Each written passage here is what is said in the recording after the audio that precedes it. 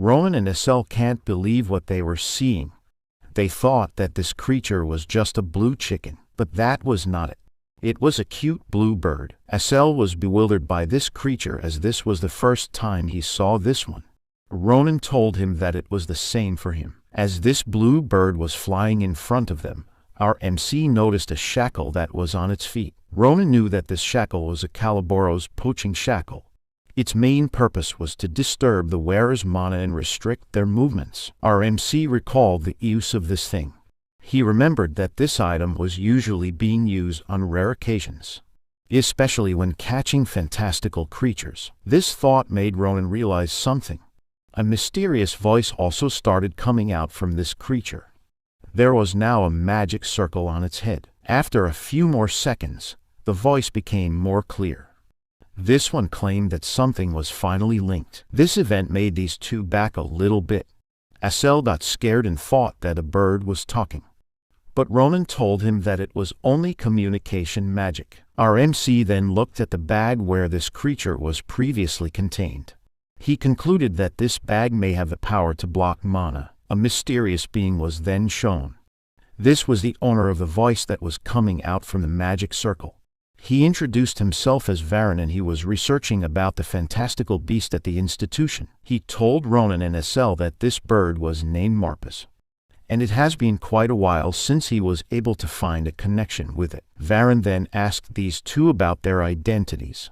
Ronan told him that they were just passers-by. Our MC also told him about the poachers they just fought now. He shared that these poachers were the ones who kidnapped Marpus. Ronan was about to share how he saved this bird, but he hesitated. There was just too much bloodshed and it was really not right to share this one to Varen. He just opted to conclude that they saved Marpus against the poachers. Varen didn't expect that there will be poachers that will target his fantastical bird.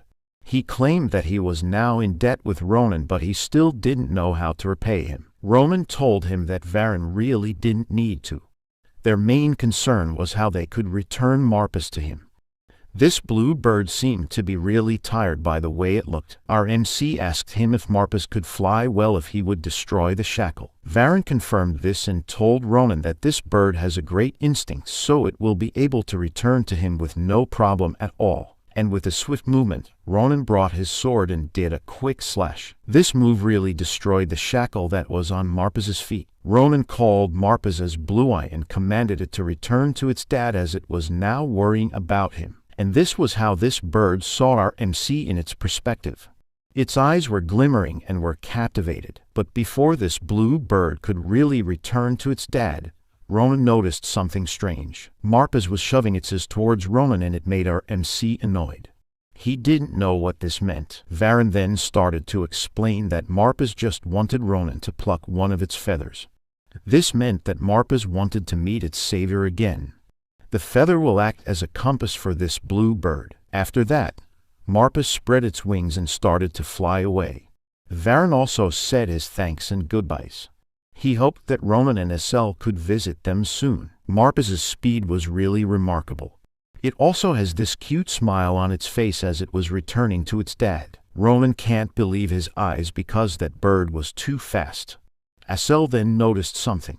He told our MC that there's something on his hand. This one then shifted his attention to what Estelle had said. Both of these guys were now confused on what they were seeing right now. They both wondered what this thing was that was on our MC's hand. A few days later, Ronan and Estelle went to this caravan. All the people here were busy loading and unloading their goods that were about to be traded somewhere. And among the traders here, one of them was now examining this jewel. This old man was the owner of Carabel Merchantry. His name was Duan Carabel, and he was now willing to give 20 gold for this jewel because of its purity and craftsmanship. A lot of these things were also being appraised, and Mr. Duan claimed that this must be his lucky day. The ones he was talking to right now was none other than Ronan and Estelle. They were now selling the loot they got from the goblins last time. Our MC was also glad because he finally found someone that was appraising these treasures at a fair rate. All the other merchants around this area tried to rip him off. They were just buying the treasures for a low price. Ronan then shook the hands of Mr. Duan. These two immediately got respect for each other. And as the negotiation was about to end, Ronan reached into his pocket and wanted to show this old man if he could also appraise one more thing. Ronan brought out a mysterious-looking egg. Its shell was colored like the galaxy. Mr. Dawn started to check and analyze this egg. Turns out, this egg was from Marpus. It left this thing behind. This mysterious egg has its weird and powerful aura around it, and Ronan has no idea what it was. At first, these two thought that the blue bird repaid their kindness by leaving a poop. This idea made our MC annoyed, and he decided to throw this thing towards this huge rock. The impact was powerful enough to crash that huge rock. It didn't even make a crack on this thing. Ronan and SL were dumbfounded as they saw this scene. Back to the current situation. This appraiser was still checking this egg. Ronan was just there standing. He was patiently waiting because he knew that this item could be worth something more. This old man continued to concentrate on this egg.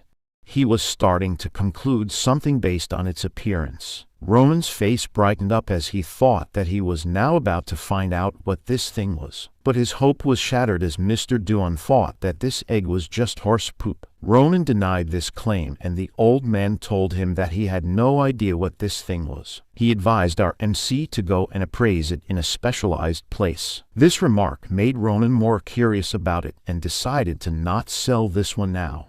Meanwhile, SL was still thinking if it was just a hard poop. Ronan then asked the old man if he was selling some books about Filion Academy. He shared that they were about to do the Filion's entrance exam and they still didn't have any idea about it. Mr. Dawn was glad to hear this information as they just came with the right timing. The old man revealed that his daughter was also about to take the entrance exam, and he was sure that his daughter could help these two. And after a few seconds, a lady appeared and asked her dad what was going on. Mr. Dawn told Ronan and SL that his daughter have arrived, and these two quickly turned to look at her. This blonde girl was named Mara Carbell, and she was the only daughter of the old man. Ronan's attention got fixated as soon as he heard her name. He kept on staring at this waifu's face. Mara had green eyes and a sharp-looking face. Mr. Dawn then introduced Ronan and SL as their customers that they just have done a big deal with. Her language was then scolded by her father. Mr. Dawn quickly apologized on how his daughter acted. He claimed that Mary grew up in commerce, so she speaks quite roughly. SL told the old man that all of these things were fine. But then, Ronan started walking away. Our MC went in front of this lady and questioned her identity. Ronan asked if she was really Maria. This one claimed that she was really the one. She even confirmed that her middle name was Sen.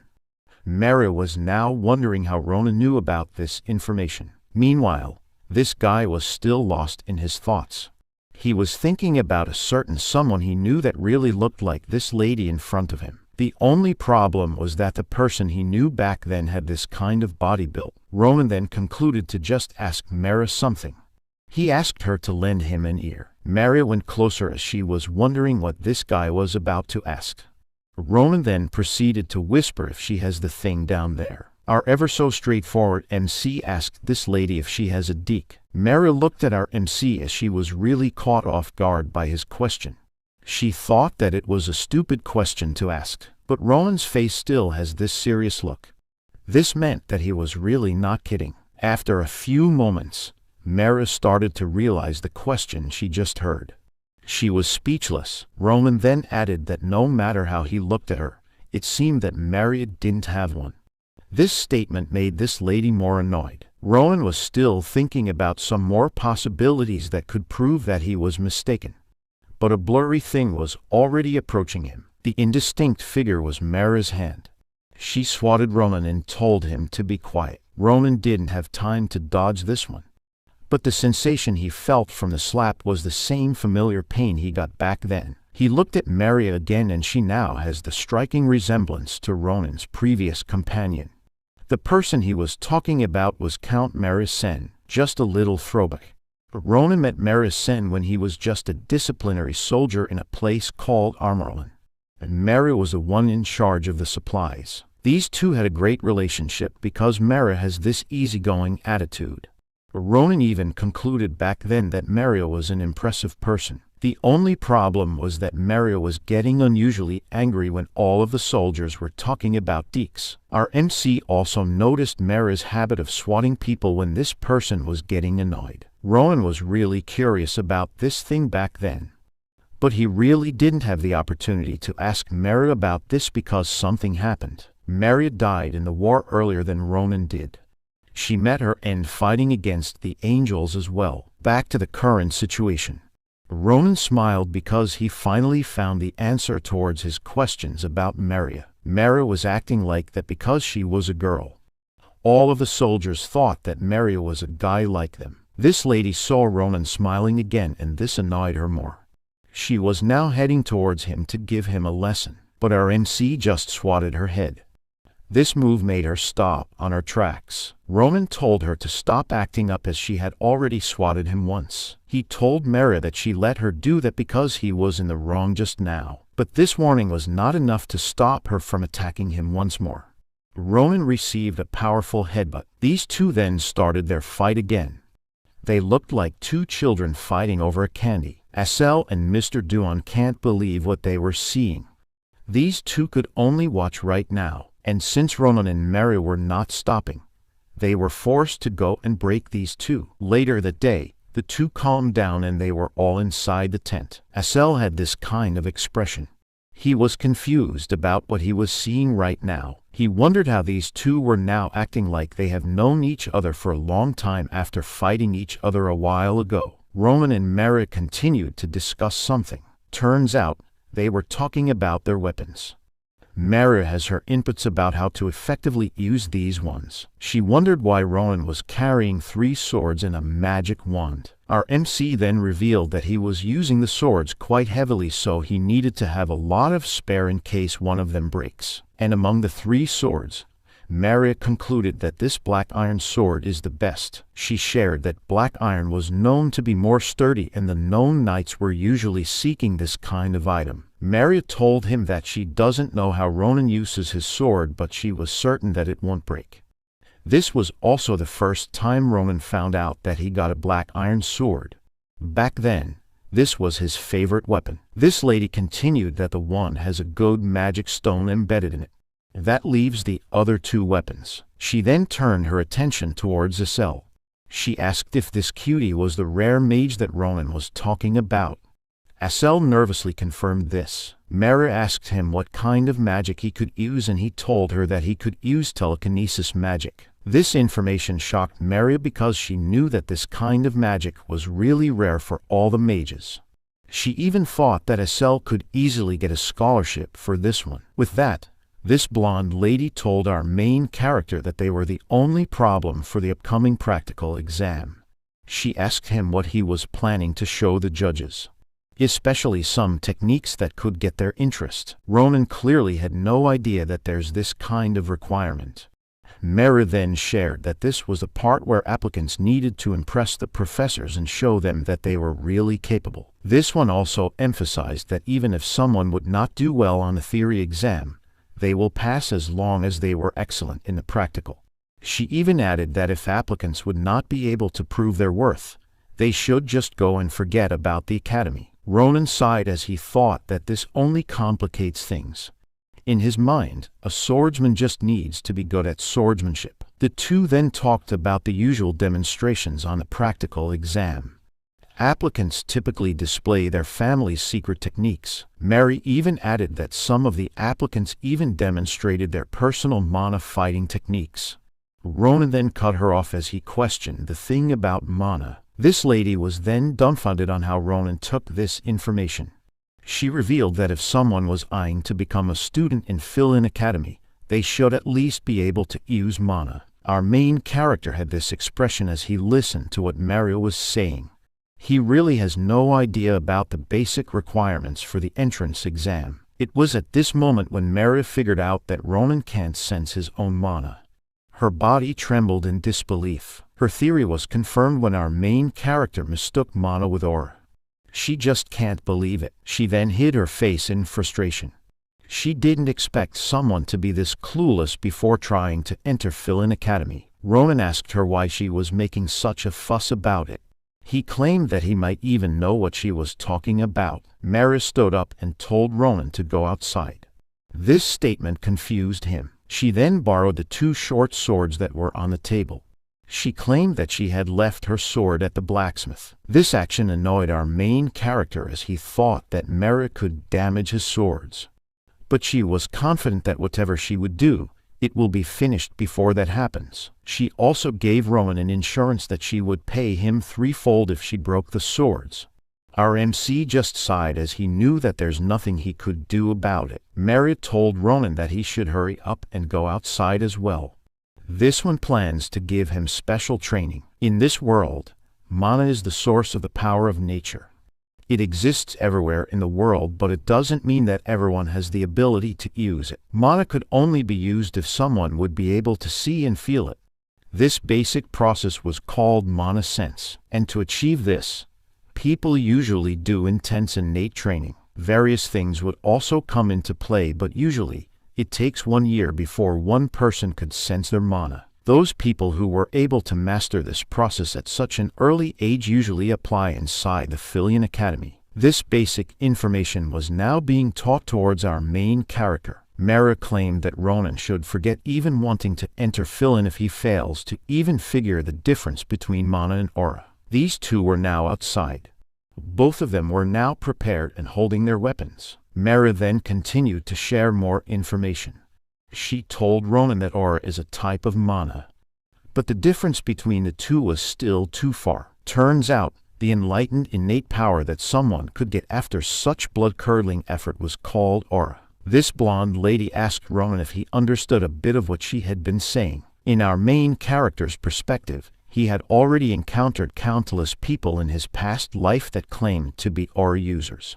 These ones were also able to use unusual powers. He remembered that these opponents were really annoying, but at the same time, they were also amazing. But their auras and unusual powers were still not enough. They were still defeated by Ronan. His attention was then brought back to the current situation as Maria told him that they should get started on their training. She claimed that he would learn faster if he used his body instead of his head. Ronan didn't pay much attention because he thought that Maria was just a young girl. But in a swift moment, this blonde lady was able to close her distance with Ronan. Her speed was clearly extraordinary. Our main character was caught off guard. His eyes widened as soon as he realized what was happening. He was still able to defend against the attack of Maria, but he was clearly at disadvantage. His eyes locked on Maria as he noticed something. This fierce expression was the same one that he was able to see back then. These two then started exchanging their skillful mastery in swordsmanship.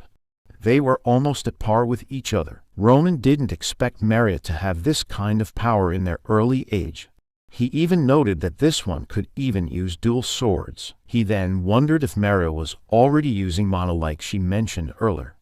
The problem was that he really can't tell because he can't see or even sense mana. Meanwhile, in Maria's perspective, she was already in shock. Her initial intention was to finish this fight instantly, but it ended up being dragged this long. Even if she was now using mana, Ronan has been withstanding all of her attempts. She also wanted Ronan to feel the sense of defeat, as she didn't want him to feel this kind of humiliation when he entered the entrance exam. Maria was just looking after him, but right now, all of her plans backfired. The one that was being pushed back was herself. She didn't expect someone who can't even sense mana to have this kind of strength. She was still wondering what was happening, but then Ronan asked her something. He asked her how she thought he was doing.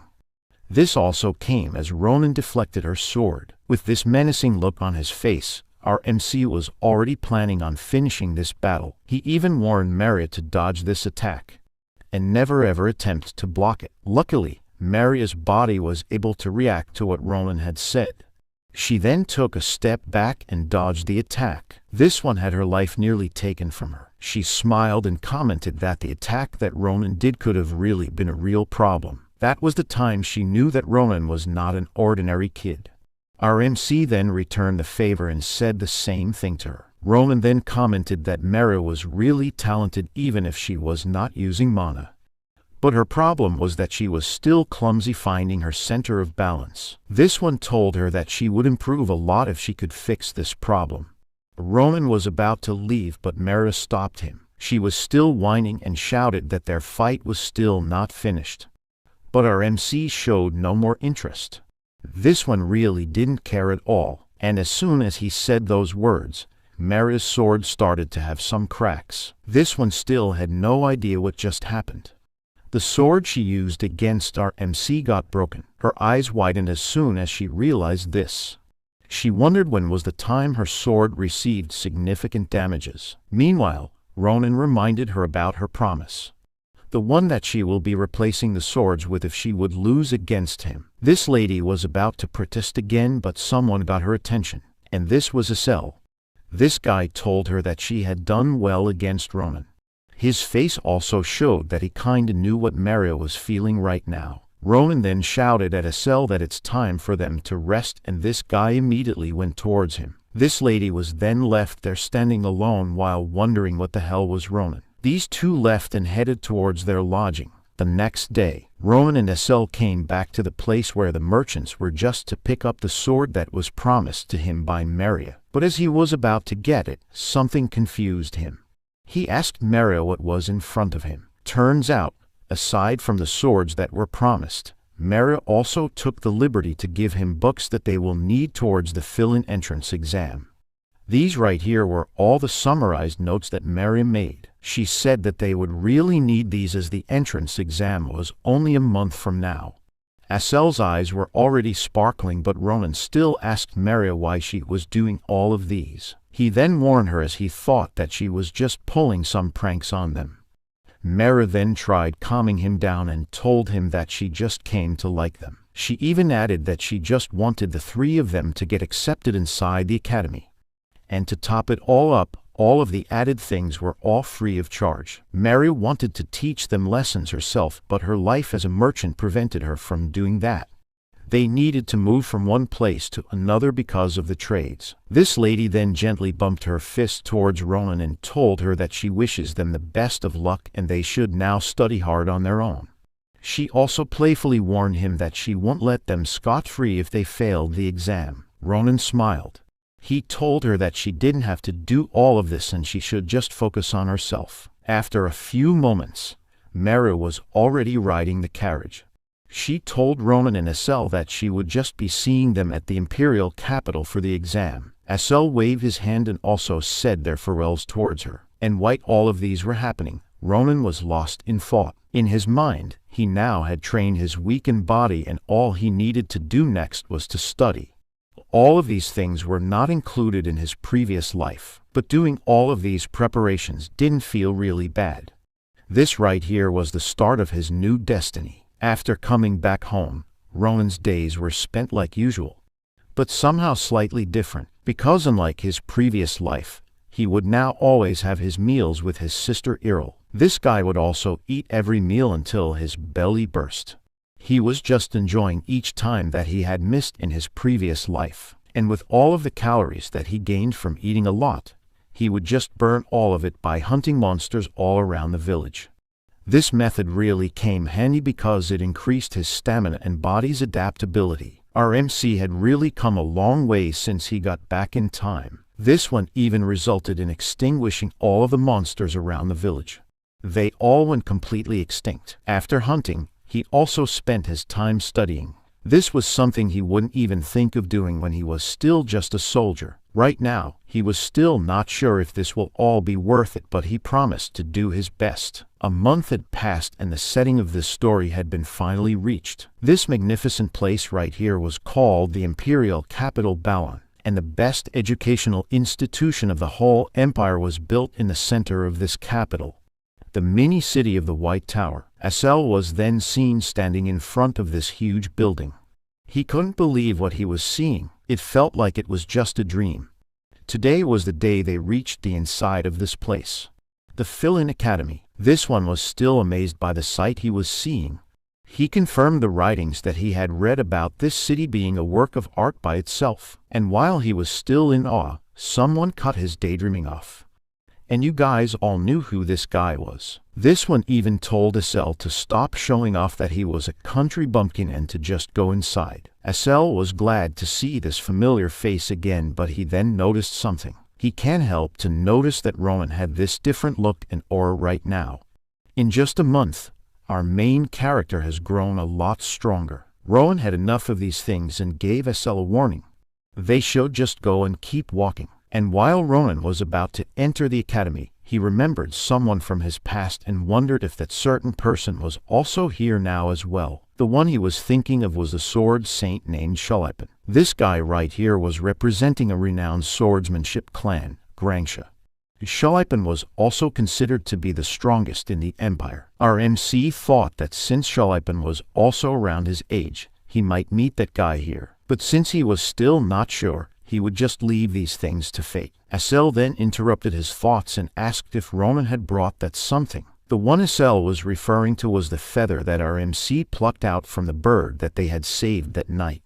That thing was supposed to help them find the owner of the bird. This guy then brought the feather out and thought that they should go and meet the owner first before heading towards the examination area. Ronan then noticed that the feather was pointing upwards, and that only meant one thing. The one they are supposed to meet lives at the top of this building. Meanwhile, inside the top floor of this building, someone was whining about his work of becoming a professor. This certain someone had the bird that Ronan and SL saved that night placed on his shoulder. The bird also started chirping. The bird seemed to notice that its savior had finally reached the capital, and its owner was this Leon, Varan Fanasier. He was also Filian zoology professor. Varan was just about to open the windows to let some air in as he thought that he would like the room to have some fresh air when the savior of the bird comes in. But something didn't feel right. As he was about to open the door, Ronan's face greeted Varan. This scene clearly shocked the hell out of this professor. But Ronan noted that this beastman dude was the owner of Blue Eye, and because this was really an unexpected way of meeting each other, the roar of the werelion professor was heard all over the academy. Varan started trembling in fear. He didn't expect someone to come into his room using the windows. He asked Ronan to reveal his identity immediately. These two then made themselves comfortable inside. Ronan whined because the voice of the werelion was just too loud. It almost made him deaf. As for SL, he was still out of breath from climbing the top floor. Varan was still scared, but he asked these strangers if they were after his blue bird, which was named Marpus. But upon looking at them carefully, he noticed the feather that our MC was holding. This guy's face then lightened up as he realized the identity of his sudden visitors. These two were the heroes that saved Marpus from the poachers that night. Our werelion professor then started apologizing for behaving that way in front of his awaited guests. He kept on doing this until Ronan told him to just stop and forget what happened. Our MC even blamed their way of climbing the tower to SL. Turns out, they have used SL's telekinesis ability to float and make a shortcut. As this one was about to reveal that it was really Ronan's idea, his face was smudged to prevent him from telling the whole story. Ronan then changed the subject. He told Varan that he didn't expect to see a werelion, a rare werehuman type, to be the owner of the blue bird. On top of that, this guy was even a professor. Varan then returned the favor and said that he was also not expecting the heroes of Marpus to be applicants of Filian Academy. He added that if he had known about this, he would have made a recommendation letter to make their lives easier. But our MC was really not paying attention to this. Instead, he came in here because of something he needed to ask Varan. Ronan brought the purple thing that he pooped out last time. This statement confused Varan, but as he got a closer look towards the said poop, he figured that this thing right here was a dream bird egg. Varan started to feel amazed as he held the egg. Ronan thought that this was just a normal egg from the bird. The professor then explained that this egg right here was not an ordinary egg. This is a dream egg. And the most interesting thing about this one was that no one has an idea on what's going to hatch from this egg. He further explained that if this was just an ordinary egg, it was natural that a bird would be watched on it. But in this case, it was different. A dream egg would be depending on the environment surrounding it, as it will absorb unique mana in order for it to be hatched. Legends say that in an area of lava, a phoenix wrapped in flames will hatch from the egg, and if it has absorbed mana in a monster's nest, a new form of monster would come out. There were also some circumstances where it won't take the form of a bird at all. Varen then added that he could still predict what creature will be coming out from the egg by observing the mana from it. But he emphasized that this one was kinda unique. The types of mana that were inside this one were countless and in great numbers. It even had these rainbow colors in it. And as for the moment, Varen wouldn't be able to know what creature will be hatched in it. Ronan became confused from the amount of information he got from the professor. He then commented that this one was putting such meaning into a mere egg. Our MC's attention was then shifted to Marpes. He asked this bird why he would lay an egg like this and then leave it to his care. In Ronan's mind, he had never seen a bird so shameless like this one. As for Varen, he was about to ask something important. He revealed that he wanted Ronan to keep looking after the egg. This guy didn't expect it, but he really didn't mind keeping it. It was also revealed that this egg was really precious. A dream bird only lays one egg in its lifetime. So apparently, this was Marpes's next generation. But Varen thought that this was really not surprising, as this one laid its egg in front of its heroes. He knew that this one felt something special towards Ronan, and since this bird has been Varen's friend all his life, he wanted to respect the decision of Marpes. Ronan was then given the responsibility of keeping this one. He then wondered what creature could come out from it. These two then stood up and were about to leave as the time for the examination was coming closer. Varen then told them to wait for a moment. All this time, he was thinking of something to give to these two as his thanks for saving Marpes. And he just thought of something that would be helpful. This professor then took out and showed this paper that looked really old. Ronan and SL didn't expect to receive such a thing from Varen. After a while, the two had left the building of Varen. They also went towards this building, which was where the practical testing hall was. This was Galelian Castle's main building. Inside this one, all the applicants gathered at the waiting room. The facilitator then confirmed that applicant number 111 has ended. There were still a lot of hopefuls waiting for their turn. Some of them were even praying before entering the examination hall. As for the next guy that would take the practical exam, it was evident that he was still nervous. A huge hall was waiting at the back of these doors. And of course, our MC was also present in this area. After applicant 112, he will be the one who's next. Ronan was already bored waiting for this long queue. He even commented that they were making him wait for too long now. The person who was beside him was none other than this blonde beach, Maria. She was also still waiting for her turn. Ronan then asked why she was wearing this kind of outfit. This one boastingly told him that Filion Academy is a private academy which all nobles attend, so she paid attention to her clothes. She was already hoping to find a wealthy customer for their merchant business, so preparing like this wouldn't be really in vain. Maria then sighed as she was expecting to see SL here. But the magic testing hall was in a different building than them. After a few moments, applicant number 112 was already done with his practical exam. The facilitator then looked for the next applicant. Ronan knew that it was his turn and he quickly stood up. Mara told him not to be nervous and just to do his best. She also playfully warned him that if he fails, she won't let her off the hook. Ronan said his goodbyes and thanked her for her ironic, heartfelt support. But before entering the room, he turned around and told Maria that he'll be back. Inside the practical exam room, there were different banners that represent different organizations inside the academy. Our MC quickly fixed his gaze towards the people that were also inside the room. These 5 experts right here were the Filion professors that would determine if the applicants really have what it takes to be a student of this academy. Ronan thought that they all looked like ordinary people, but there's one person that was notable among them. And it was none other than the old man in the middle. This is the headmaster of Filion, and his name is Krava Kratier.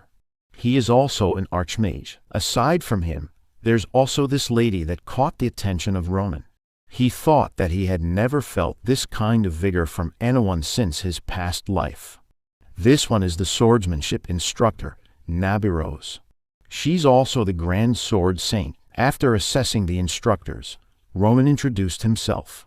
The professors also did the same thing. Krava then revealed the instructions for the exam. All Ronan needed to do was to attack the magically engineered dummy that was in front of him and demonstrate any techniques that he had learned. Ronan then prepared himself and told the professors that what he was about to do was nothing special. This one was just planning to do a fast cut. His statement confused the professors because usually the students would show something that allows them to use mana. The other professors then started to laugh. They even said that there's always one applicant that was like this. One of them also commented that this was just to be expected, especially if the applicant was from a faraway country. This dummy looked like a normal one, but the truth is, it has the ability to withstand aura. The regeneration of this thing was also fast. In short, this training dummy was a product of precise magical engineering. These two then whispered to each other that even the genius Shalipan barely left a trace of his sword against the training dummy. Krava got embarrassed by the way these ones were acting. They were even boldly saying these things even though the applicant was already in front of them. And now, this old man hopes that Ronan will do something that would prove them all wrong. In his perspective, our MC was already positioned and stood in front of the training dummy. But something felt different. Krava wondered how this young man right here had this amount of vigor with him. In a swift second, Ronan had made his move. What he did felt like the time momentarily stopped. One clean cut towards the training dummy. The force of the attack even reached someone. Nabiros felt something and it made her startled. As for our MC, he was already done showing his skills. He then notified all the professors that he was done and that's all he wanted to show them. The other professors then laughed and belittled this one.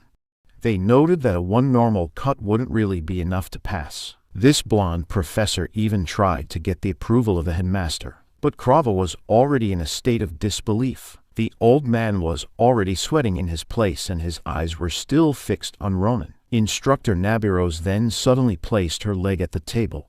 This shocked the other professors. In a blink of an eye, the sword saint disappeared from her position. She had headed in front of Ronan and had this kind of menacing expression. Her blade was about to hit our MC. With all her might, she tried to stop her impending attack.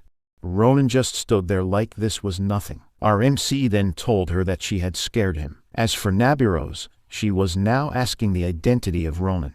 She also had this serious expression as she asked where Ronan learned that swordsmanship. These two were still standing in the middle of the room.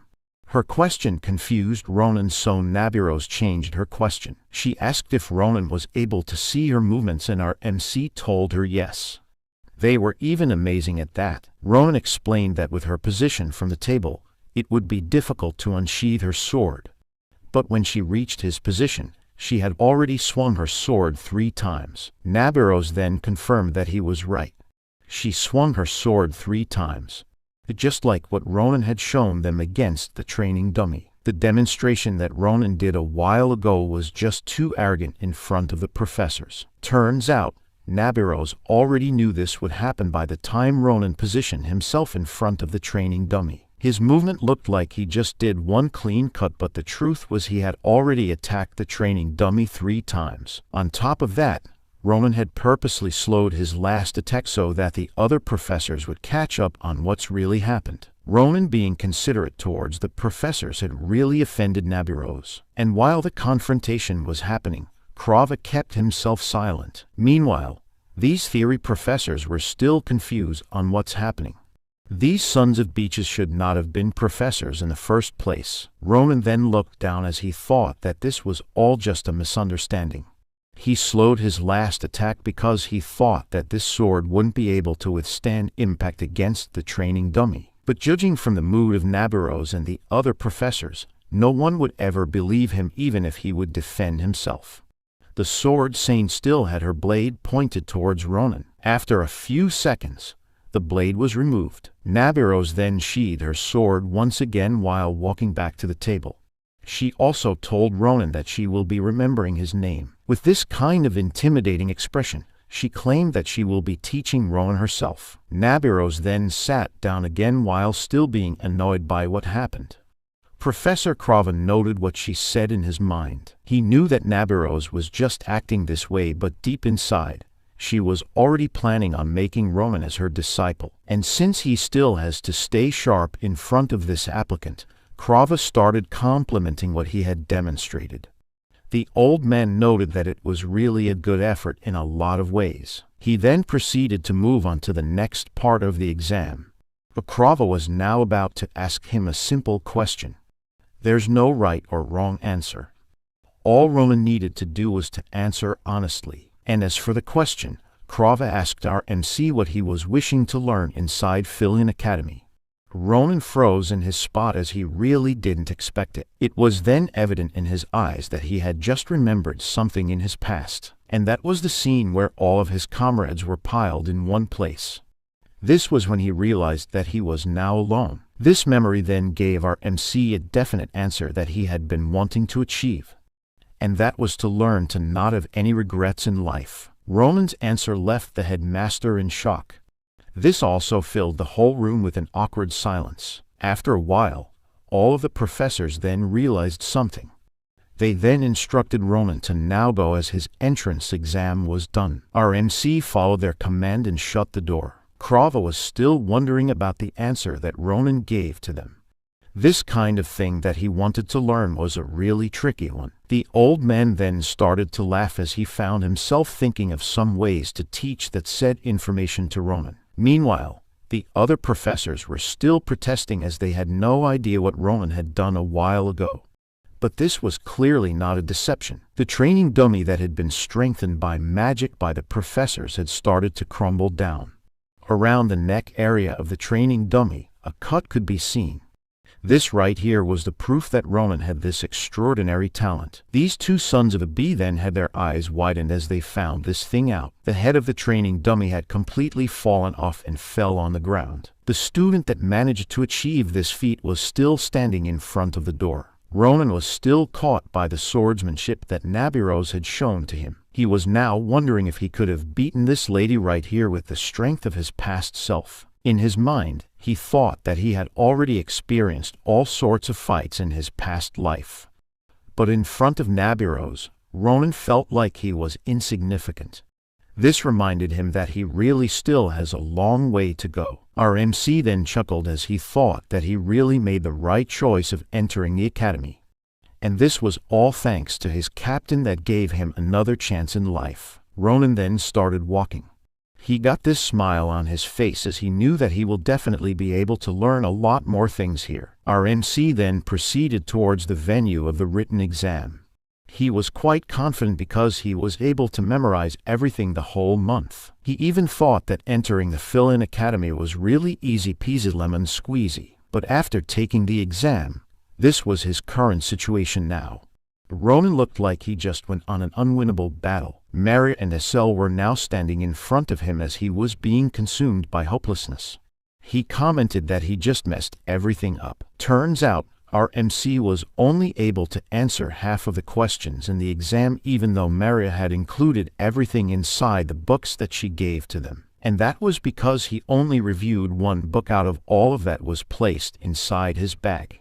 Ronan got so focused that he forgot that he still had a lot of information to read. Estelle was now blaming himself for not checking on Ronan the whole month they were reviewing. Meanwhile, Mara had this annoyed face because she thought that Ronan was really stupid. She finally figured out the reason why Ronan had been acting like this since he took the written exam. But she exclaimed that it was still not too late as the results of the examinations were still not announced. Maria tried cheering Ronan up. Being gloomy and all wouldn't really help him in his current situation. She then revealed that the scores in practical skills way much bigger than the written one. And after a few seconds, the hall near them started having this bright blue light. A magic circle also appeared below. One of the guys then exclaimed that the results were finally out. This caught these three's attention. A huge magical board then appeared in front of all the applicants. The names of the guys that passed the entrance exam were written on it. Estelle and Mara looked at it and didn't expect for the results to come out this early. As for the status of their exam, Estelle was placed in rank 12 in the practical exam. He also ranked 1 in the written test examination. Meanwhile, Mera ranked 9th in both practical and written exams. They then looked at each other as they realized the meaning of this. Mera can't help but to blush because this meant that she just passed the examination. The two of them then started celebrating. They were now officially students of the Fill-In Academy. Mary even noted that SL really aced the written exam. SL looked at the rankings closer and he noticed that he was also tied with 2 more students. But Mary continued teasing him as this achievement was not a simple one. This blonde waifu then turned her attention towards Ronan. She wanted to ask if our MC had seen his name on the board. In their perspective, this guy just stood there and was not even moving. The expression on his face was also not clear. Ronan then started to speak. He looked like his soul just left his body. He commented that it was just to be expected that his name will not be there after he messed up his written exams. Mara can't believe this. Out of all people, she had expected this extraordinary young guy to pass. This one then tried opening the eyes of Ronan more properly. She told him that he should look closely. But Ronan's hopes were already gone as he told them that he already checked all the corners of the board. As Maria was scolding our MC for not passing, a quick fireball from the sky was already falling towards their direction. As the fireball hit something on the ground, all of the attention of the applicants were then shifted towards it. Ronan wondered what all these ruckus were. And Mary knew this and she told him that this was the final firework of congratulations for the admission test. Their eyes widened as they saw a mythical beast in front of them. This right here was called the Glory Phoenix. This creature then closed its wings, and after a second, it started casting another set of fireballs. One of them was heading towards Ronan. But he was just too occupied to notice that he was now about to get hit. A huge explosion was then seen along the area. The fireball didn't really hit our MC, but rather, it was an announcement for everyone. The overall Department of Martial Arts second place was none other than Ronan. He ranked first in practical exams and ranked 5,712th in written exams. These two had these bewildered expressions as they were still processing what they were seeing right now. Maria and SL then started hugging Ronan as they celebrated him being the second place. Both of these beaches then praised our MC. They thought that even if he was way too low in the written exam, his skills never failed him. Mara commented that this was to be expected as she already knew that Ronan was a genius. But as he was glad to see his rank on the board, he remembered something crucial. Being ranked first in the practical exam meant that he had just beaten a certain someone that was expected to rank once. Our MC knew that with that person's personality, he would not be quiet about it, and that certain someone that he was talking about was already behind them. A guy was slowly walking towards their direction and commented that Ronan seemed to be really the first in practical exams. Our MC quickly felt the ominous aura that was starting to envelop the area. This guy right here had this respectable and dignified aura with him. The one that approached Ronan was none other than the Sword Saint in his previous life. This one right here was Shalipan, the one destined to be the strongest swordsman in the whole empire.